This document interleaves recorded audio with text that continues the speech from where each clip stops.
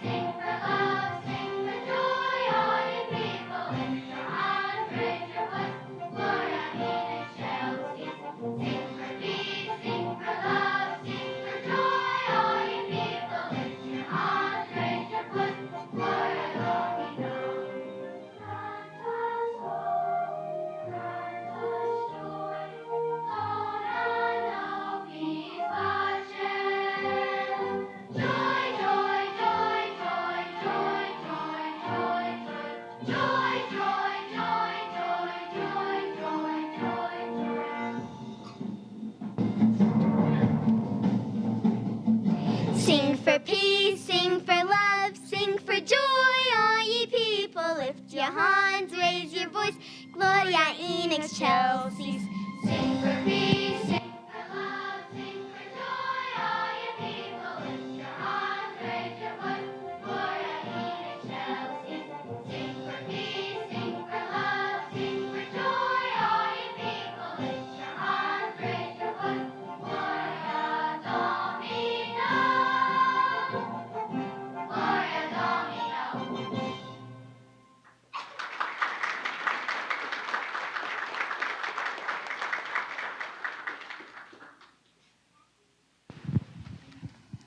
Dona nobis pacem translates to grant us peace from the Annus Dei portion of the Roman Catholic Mass. When Teresa Jennings set this famous canon, she did so in a truly unique way. In essence, it is a three-way partner song, and each part is simple and repetitive, yet fits together seamlessly.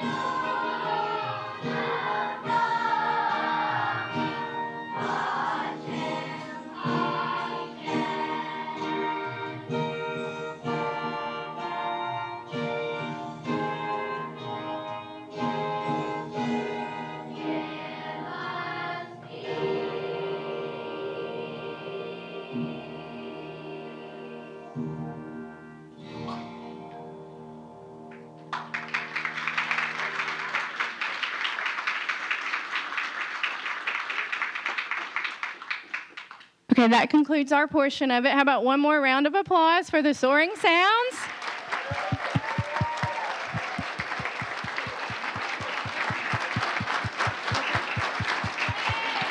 Go. Woo. Okay. You guys want to go to the back? Y'all sit just a second, okay? Thank you, ma'am.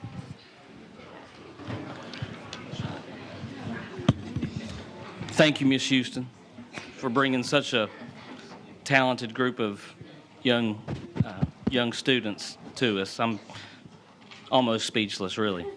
Fantastic.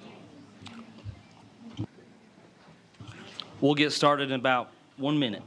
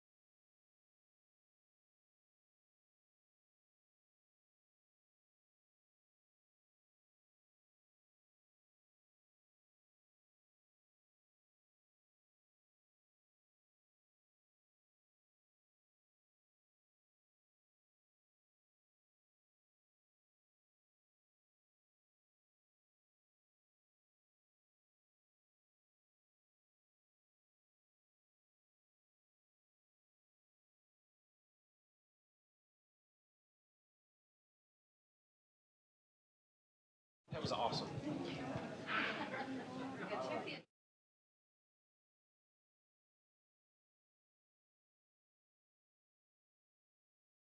Now 6:02 and the February 10th, 2026 Kingsport City Schools Board of Education regular business meeting is now called to order. Afternoon, Dr. True. Evening, Dr. Fletcher, how are you? Good, good. Good. You have two more special guests. I do have two more special guests from Johnson Elementary, and to all of you that are still with us in the room or watching online, I'm going to introduce Nora and Rhett Houston. They're going to come up, and we're going to have a little conversation here before we say the pledge. Rhett, let's turn around this way so that way all the folks out there see the camera up there. So that way folks can see you and Mom can see you too. So Rhett, we were saying earlier, you are in kindergarten, correct? So help me understand, if you are at school, what do you think is first of all, who's your teacher at Johnson? Miss Brenner. Okay, and so when you're in her classroom, what do you think would be your most favoritist thing you could do when you're in school? Music. Music, good answer. Child of a music teacher. And when you're not at school, do you like to do things like, do you play sports, or what do you like to do? Play football. You play football. Are you on a team? Yeah, what's your team? The Saints. Very nice. Well, we're glad you're here to say the pledge. And Nora, big sister, third grader, who is your teacher? Miss Lackey. Okay. And so I'll ask you the same question. When you're at school, what do you think is your favorite thing to do? Math. Math. Very good. And so when you're not at school, do you have hobbies or do you have other things you like to do outside of school when you're just out and about? Dance classes. Dance classes. So are you with a troupe or do you go to a dance studio? What do you do? I have my own team. Very good. Well, we will be excited to see both of you as you get older and play football and as you continue to dance. We'll keep our eyes on you and see where that goes, okay? If you're with us in the room, if you want to please stand. And we are going to turn around that way. The flag is right over there, okay?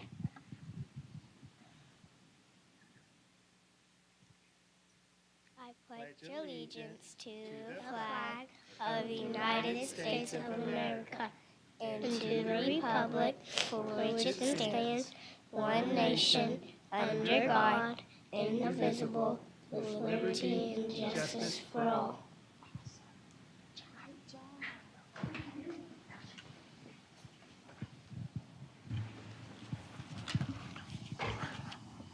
Rhett, Nora, thank you all for coming and leading us in the pledge.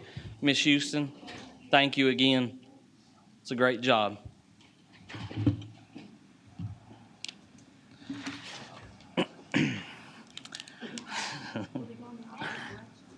Yeah. At this time, I will ask for a motion to accept the consent agenda, which includes the consent agenda. Once the agenda is accepted, the board mutually agrees not to discuss any item of business or take action that has not been accepted for the agenda. Is there a motion to accept? So moved. Second.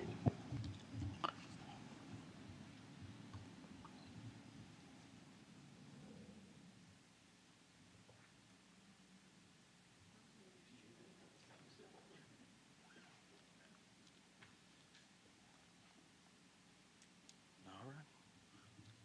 Motion passes. This is the time when members of the audience are invited to comment on agenda items. If pre-approved by the board executive committee, members of the community may also address the board regarding non-agenda items. In order to speak on a topic not included on the agenda, per board policy, you must submit a written request to the superintendent of schools at least 3 business days before the regular meeting. This is not a time to speak about personnel issues, as there are more appropriate ways in which these can be addressed. If you are not sure how to do this, please ask a board member after the meeting. In your remarks, you may not refer to students by name without permission from a parent or guardian. Speakers are requested to first state your name and limit your remarks to a maximum of 3 minutes. Anyone wishing to speak? Seeing none, we'll move on to business. Mr. Fry?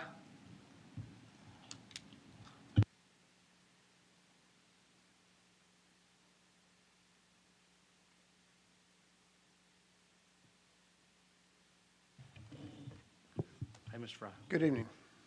Got one quick item for you, I think, a fourth budget amendment of the year. It's just a kind of a housekeeping thing. One of them is, I think on your consent agenda was the approval of a donation from Ballot Health for a reset room, and this first item on this budget amendment is to amend our budget by the $4,500, increasing the appropriation for Jackson capital outlay and estimated revenue for other local revenue by the $4,500. And the second item on the budget amendment is to move some money around for the purchase of our laptops and our student devices, our Chromebooks. You approved the purchase of both of these items previously at a call meeting for the Chromebooks. We were kind of on a fast track to get that moving before the prices went up again. But because the prices were up, this particular line item in our budget was going to be overspent by $124,500. So it's a pretty significant price increase. We do have another line item in our technology budget. There's a line item in the budget for E-rate purchases, which we're not going to spend all of that money this year. And so we're moving $90,000 of that money out of our technology support budget over into our technology instructional budget. And there's also $34,500 in that particular line item that we've identified that can be used to help fund this overage. So basically, we're just moving some money from the technology support budget over into their instructional budget for the amount of $124,500. Be happy to answer any questions. Thank you, Mr. Fry. Any questions? Comments? Okay. All right. Recommended action is to approve the budget amendment number 4 for fiscal year 2026. Is there a motion to approve? So moved. Second.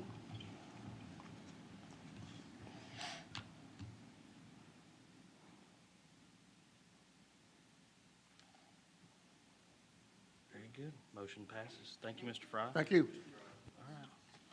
Okay. Seeing as that was our only business item for the evening, we'll move on to report. Right. We'll move on to reports. Mr. Nash, Dr. True. We thought this one would be timely, considering what the last 2 weeks have looked like regarding the weather. Yeah.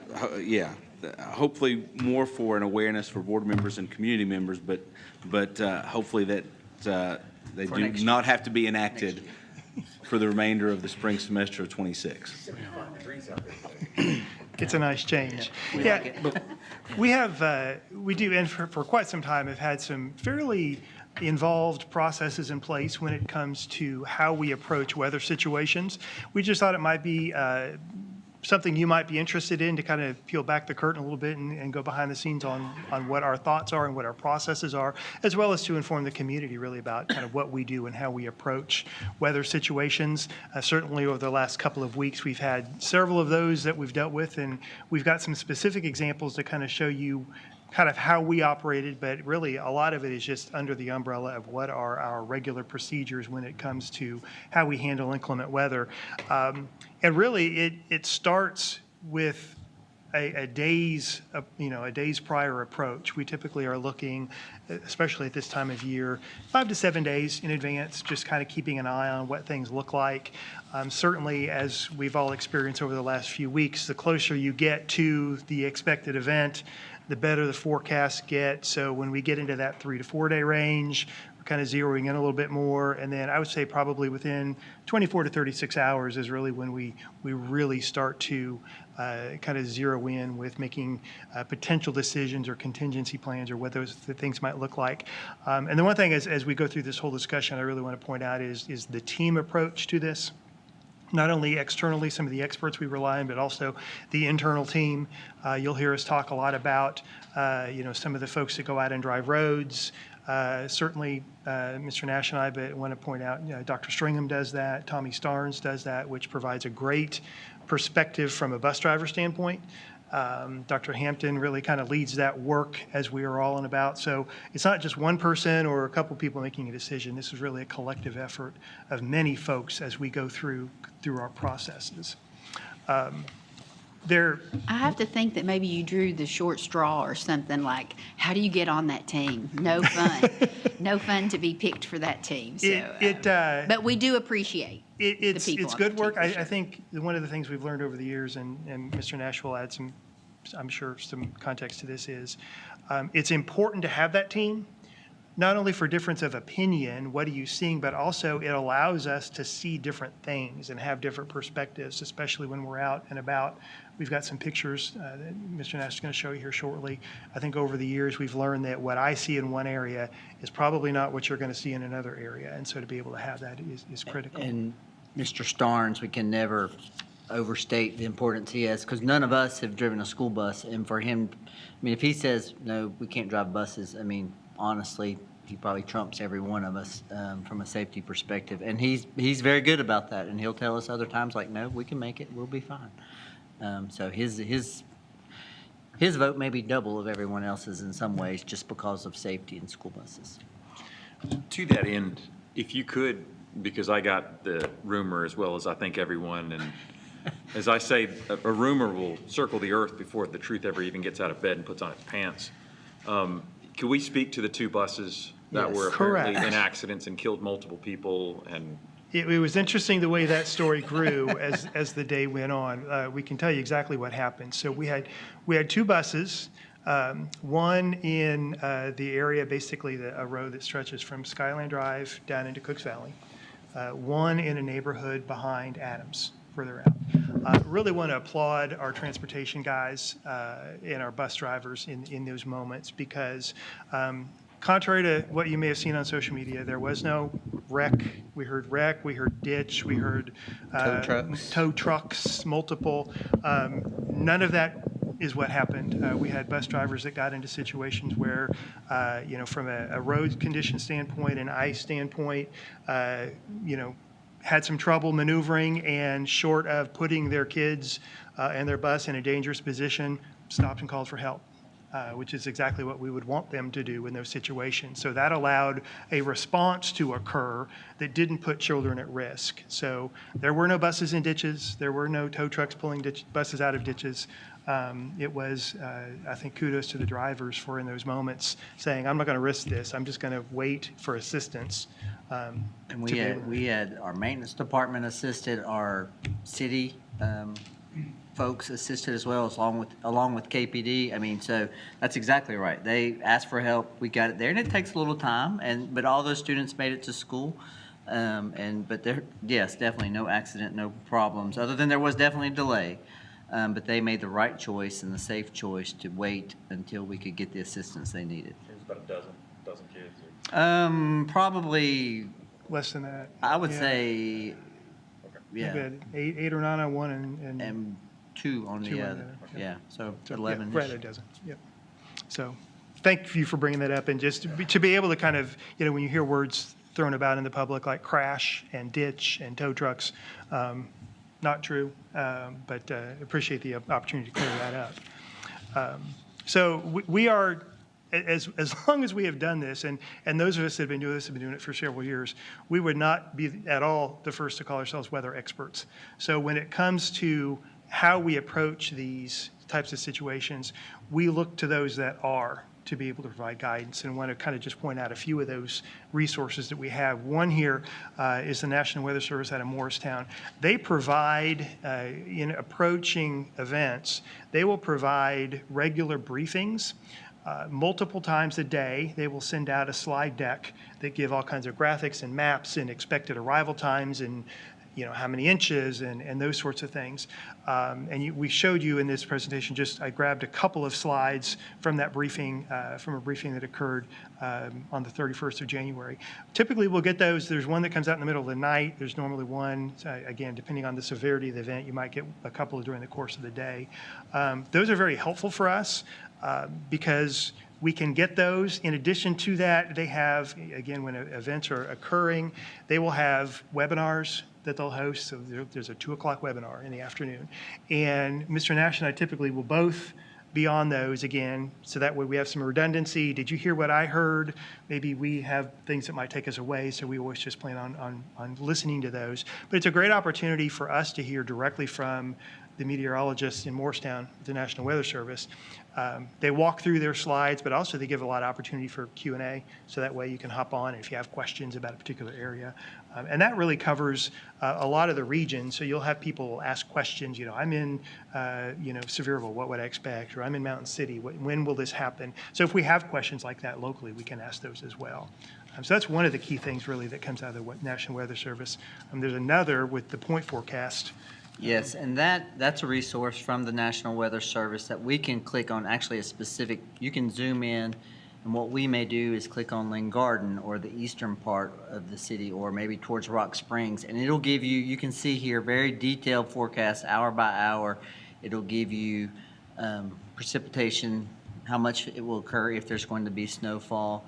And I should also say, and I'm sure we'll discuss this later on, the vast majority of these are winter events, but there are occasions, and have been occasions, where it's late spring events and even in the fall.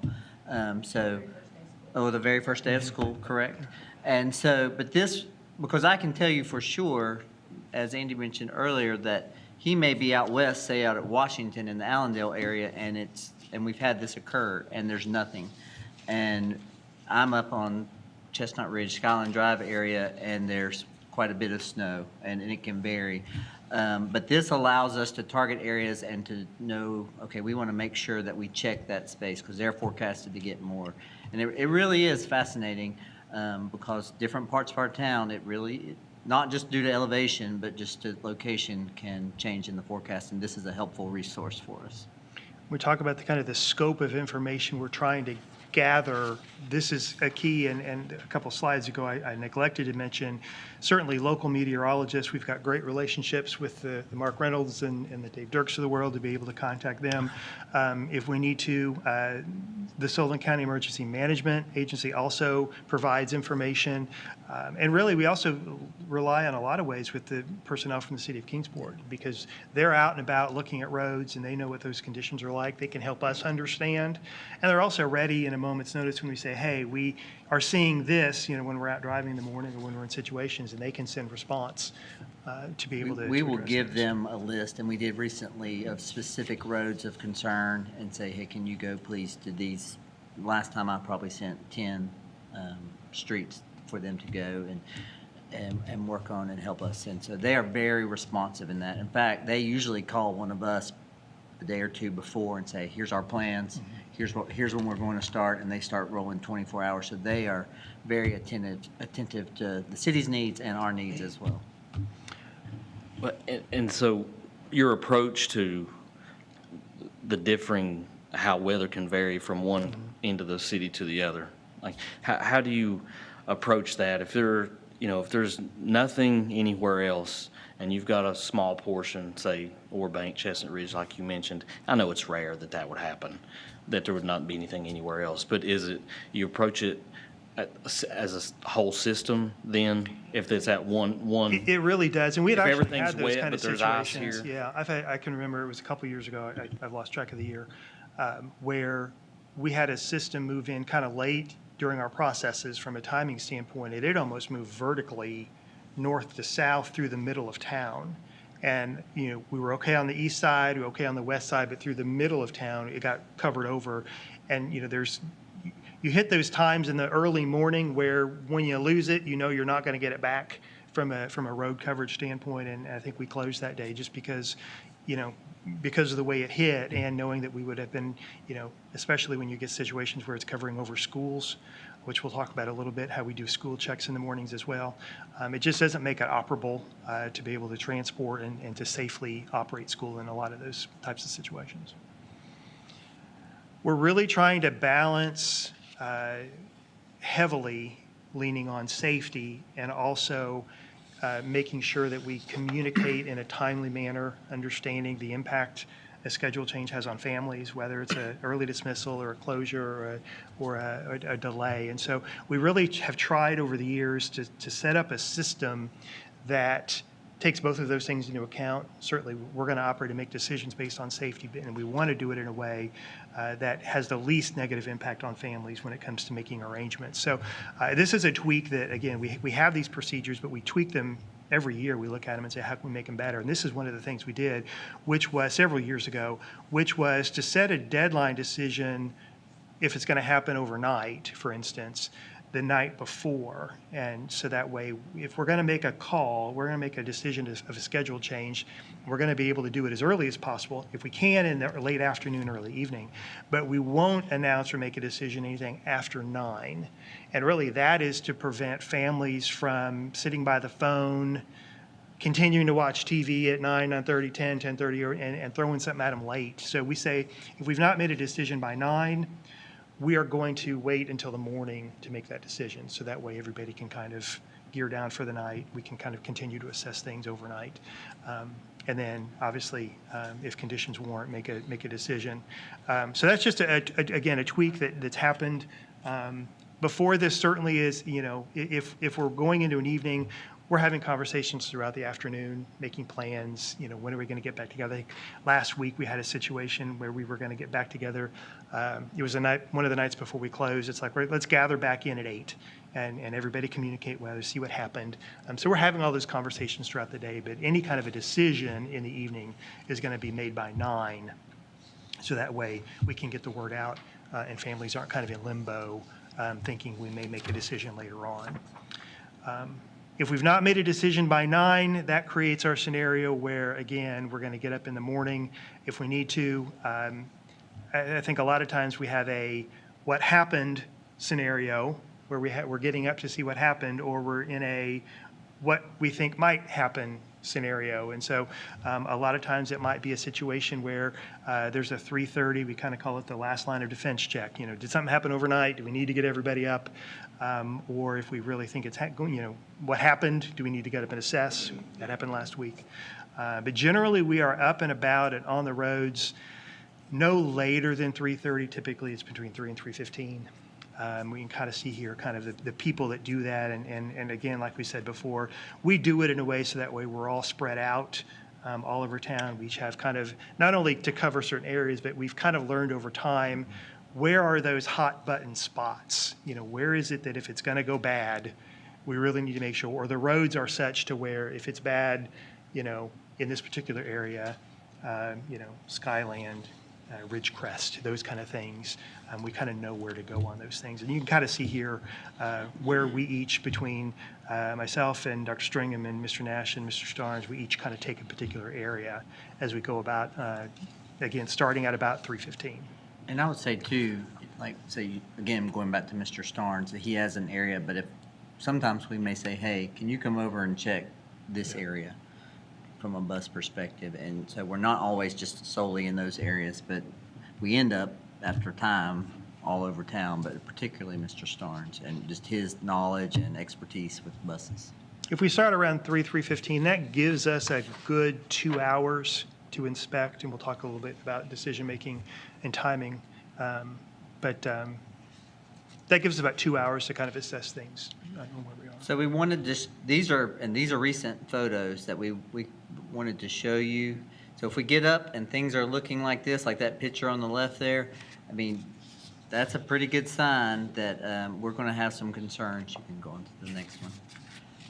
And sometimes we saw a lot of this recently, one side of the street clear, the other was not. This was Thursday morning Yes. of last week. And then I think the next one, yes, so that's at Jackson and Washington and the one on the right. Kennedy, yes, I took that picture.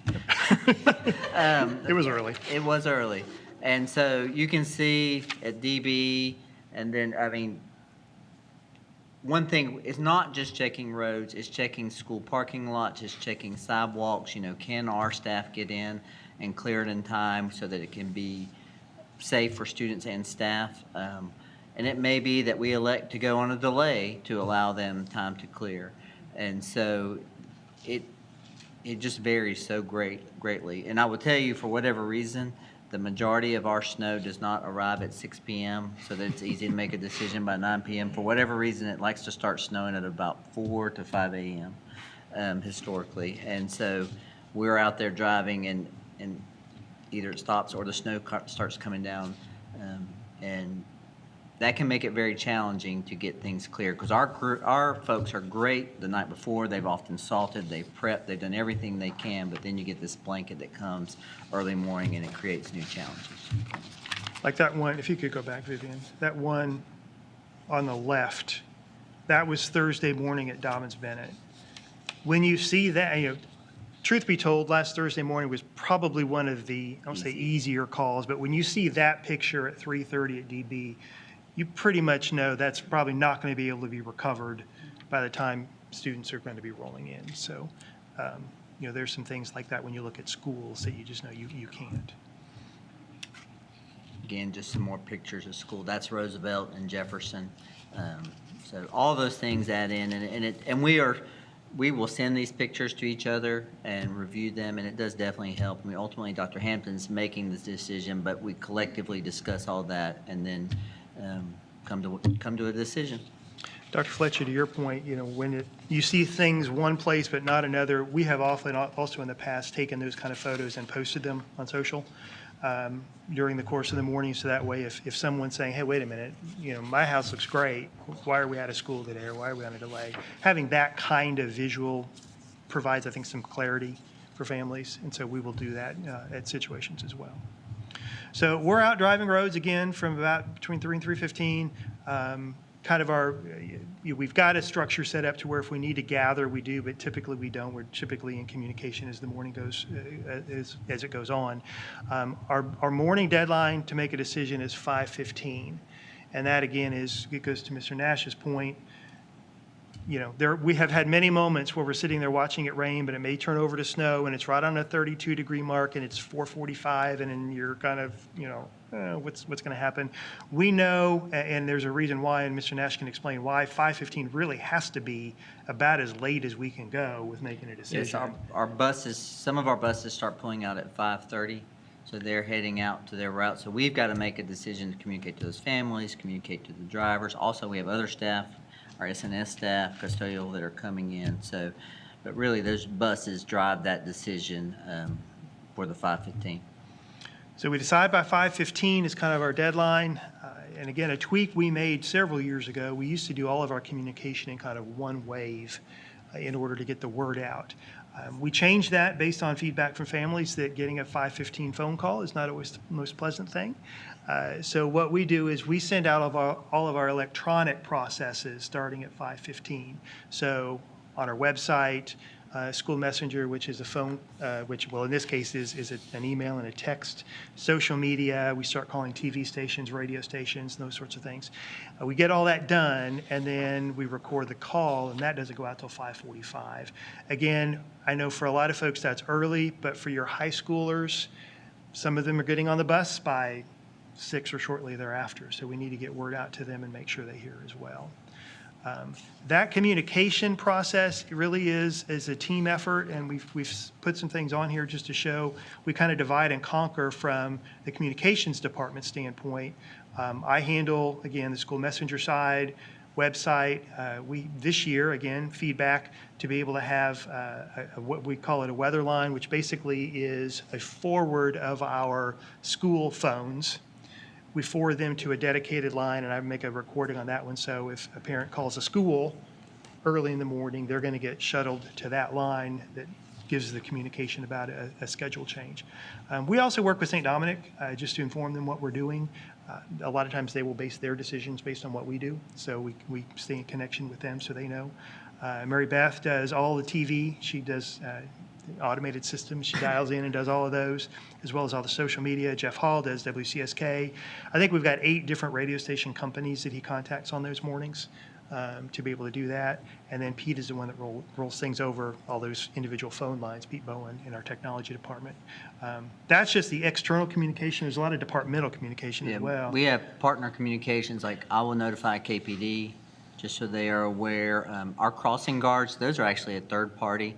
And so I notify them because either they will be off or delayed, whatever. And programs such as the YMCA, we're notifying them as well. Just trying to, again, get that word out to everyone that's involved and partnered with us.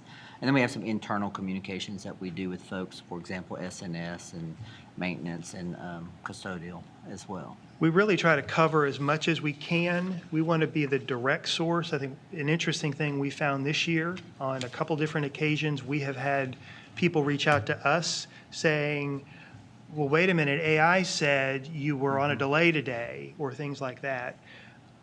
With the scope of what we try to communicate externally, trying to communicate to folks, let those official channels kind of be the word, because we know AI is not always reliable. And so we've had situations, again, parents have sent us on 2 different occasions this year screenshots saying, you were on regular schedule, AI said you were on a delay. It's like, no, we weren't. So really trusting, it's something new to deal with, again, as we tweak. So just something new this year. We do a lot of what we've shared with you. We've got an inclement weather page, so parents have access to that, all those times and structures. It's a challenge, I think, especially when we think about, I talked about this 2 different scenarios, what has happened versus what we think will happen. Again, I go back to the fact we're not weather experts, but in those scenarios, when it's 4:30 and we're looking at what it's doing or what it might do, we don't want to get into a situation where we get kids in and can't get them home, or when we're making a decision about a potential early release, that decision normally is made by about 10. Again, we've got to call bus drivers back in. We have to let parents know that we're letting out early. That is a scenario where we're making a decision at 10 on what we think conditions are going to be at 5 or 5:30, because that's when our last buses are dropped off. So we're having to clear that mark. And so making some of those decisions really are based, I think, the more we have done this, what's safest for families, what's safest for students, and we're going to err that side of things when we can, so that way we don't put families or students in situations that, even though it may not be doing it right now, it may be doing it later on. So just being cautious with that.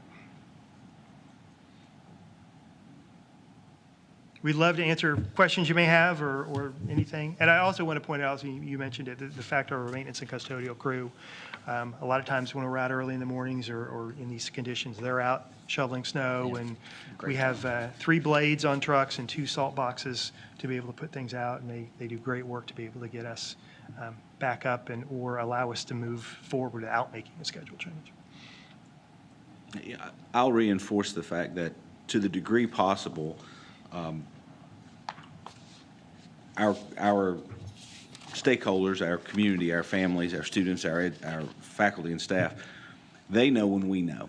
Like, sometimes people think that maybe we're holding that information secret or hostage or waiting until a certain time, but as soon as we know, those processes are triggered so that communication can get out there. I often will get a variety of messages inquiring as to what the decision is, and literally once it's made, you're the next phone call. Like, it will come out to you in the next wave of information. And I'll remind people that, we exist for the purpose of educating children. When we can be open, we are going to be open. And the pleas for, can we just have a day today? The answer will always be no. That is not how we use those days. If we determine it's safe to come to school, we're going to come to school.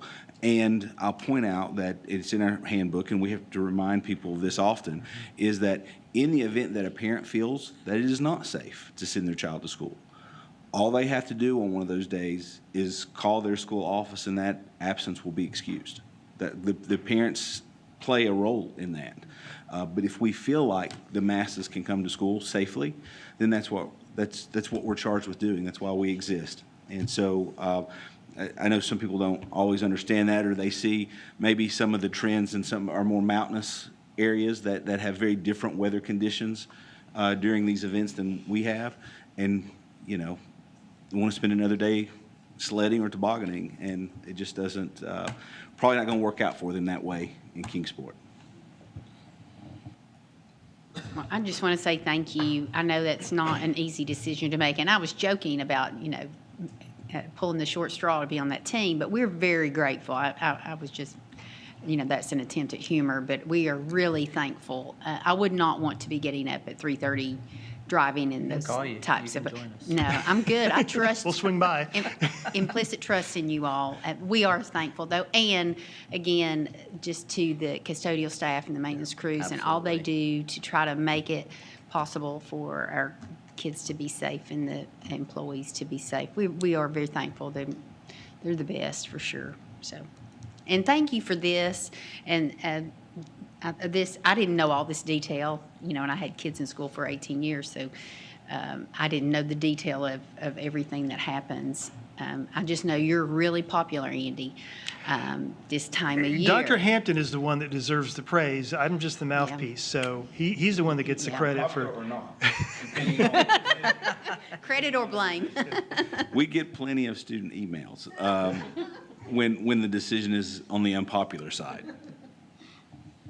Well, I'll repeat what I hear in my circle. If you don't hear from Andy, it ain't true. There you go. Oftentimes it's easy to be critical when you don't know what you don't know. I've been in that situation myself, and so to people who are listening, there's a lot more that goes into this, obviously, than just Dr. Hampton peeking out his window, throwing open the sash to see what's out there on the ground. So we really appreciate it. We really do. And, safety's always first, safety of our kids. So we really appreciate it. Thank you.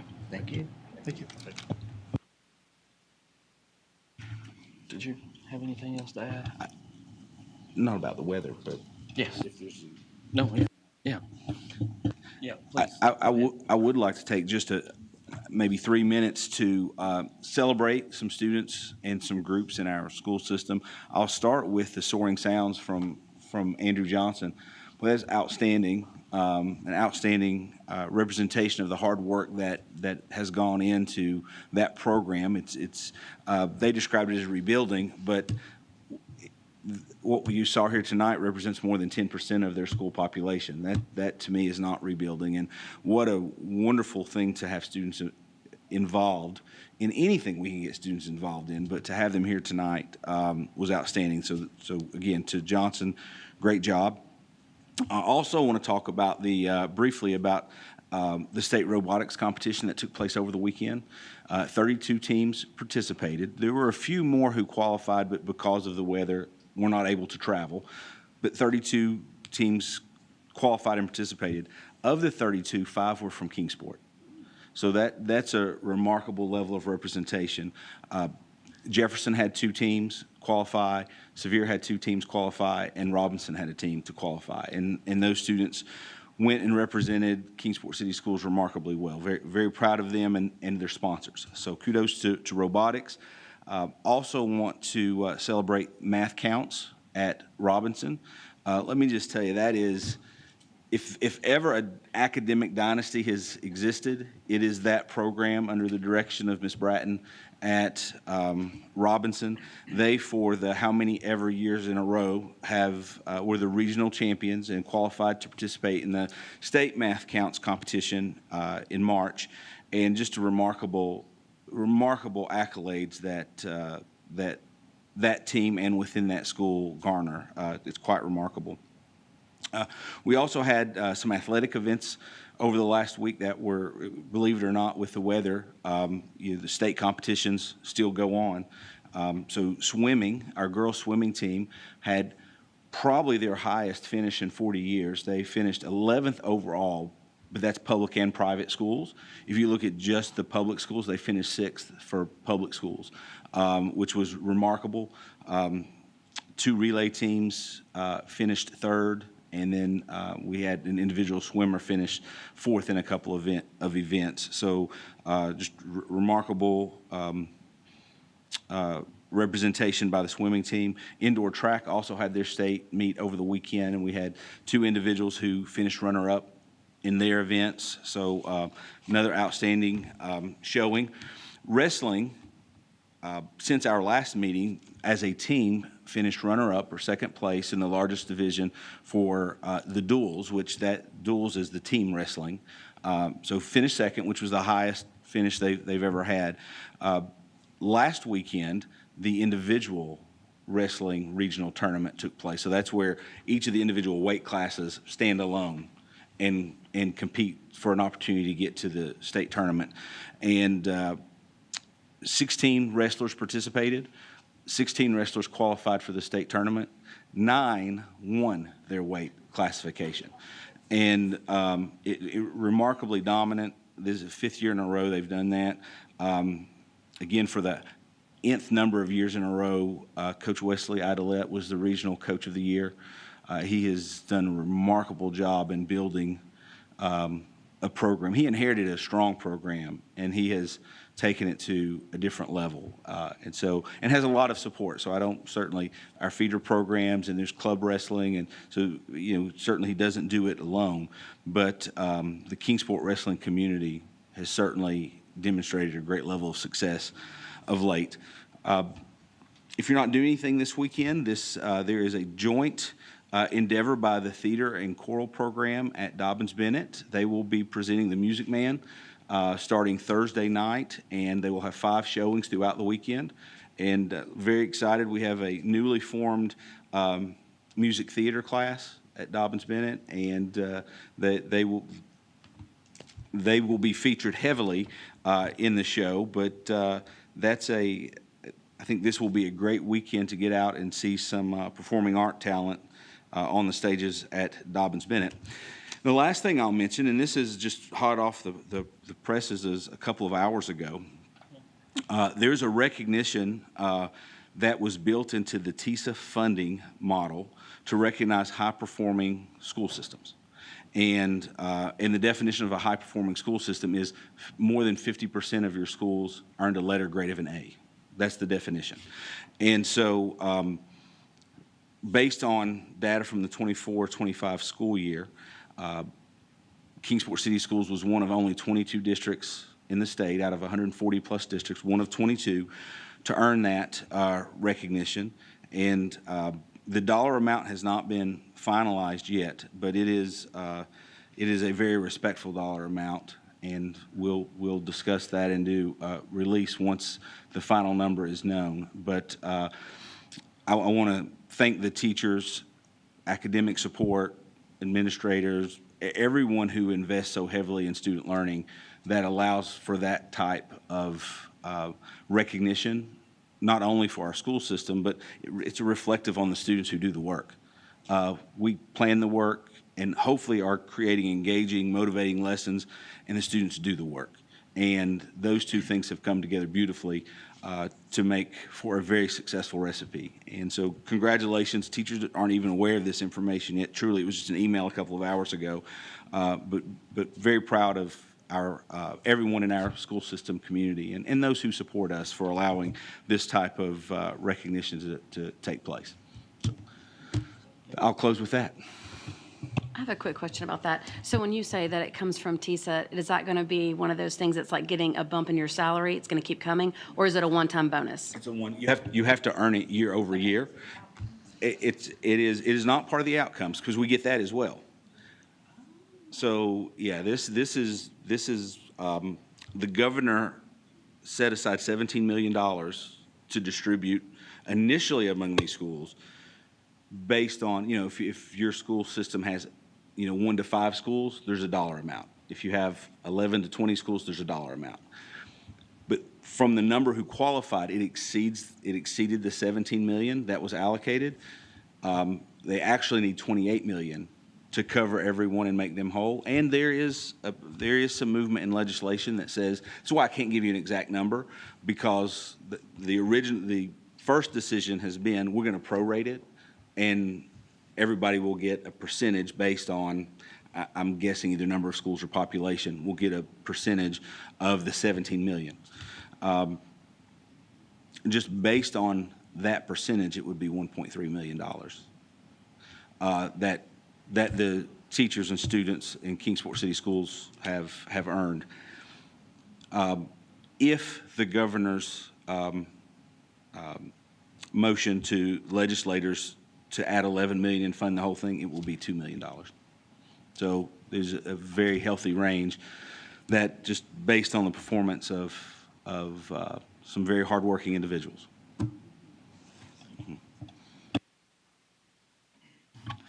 I probably don't say this enough, but to just thank you for what you do for our system. Thank you for leading your team here at the ASC, the principals, the teachers, instructional assistants, custodians, everybody that works so hard to come in every day to make sure our kids are safe, to give them what they need, and to have results like that. There's no way I can wrap my mind around everything that goes on. It's just impossible, but I know you do a good job. Well, the magic happens at schools, and we can never forget that. The students do the work, educators plan the work, and that's where the celebration for me has to be. And so kudos to all of those who put in the work so that this could be the reality. I think too, just to piggyback on what Brandon said, that's great that we'll get the additional funding because we certainly need it. But the result that's really the winner are the lives that are being changed because of education. And so when kids' lives are being changed and opportunities are made, then, and that's what I think, even in tight budgets, that's what keeps our educators going. When they see the light go off and they say, I am good at math. I can do this. I can do hard things. And so that's the real winner. And then that means our community wins. It's fantastic, though. It's why when we can be in school, we need to be in school. Not for the dollar amount, but for the learning opportunity that exists when a child comes to school, not to mention the social emotional supports that are in place. We know that there are students who rely on those 2 meals each day for sustenance and may not reliably have that if we don't have school. So there are a variety of issues in addition to the academic piece that goes into it's in the back of our minds as we make this decision, first for safety and second for the academic and social emotional well-being of the students we serve. And I'll add one more thing to the weather. The board approved some processes back in the fall, and I think we've enacted all of them in the last 2 weeks, one way or the other. And I will say we've heard very positive feedback about how those policies have played out, and really no negative feedback about those elements. So thank you for approving those processes. Just some dates and times, or dates coming up for the board to consider and for the public to consider. Some of us will be in Nashville for the TSBA Legislative and Legal Institute next Monday and Tuesday, the 16th and 17th. Our next meeting here will be our February work session on the 24th, and then our monthly meeting in March will be March the 10th, followed by our work session on the 31st. And then we will have our April 14th will be our monthly meeting for April, our business meeting. All righty. Good. We're adjourned. Roll Tribe.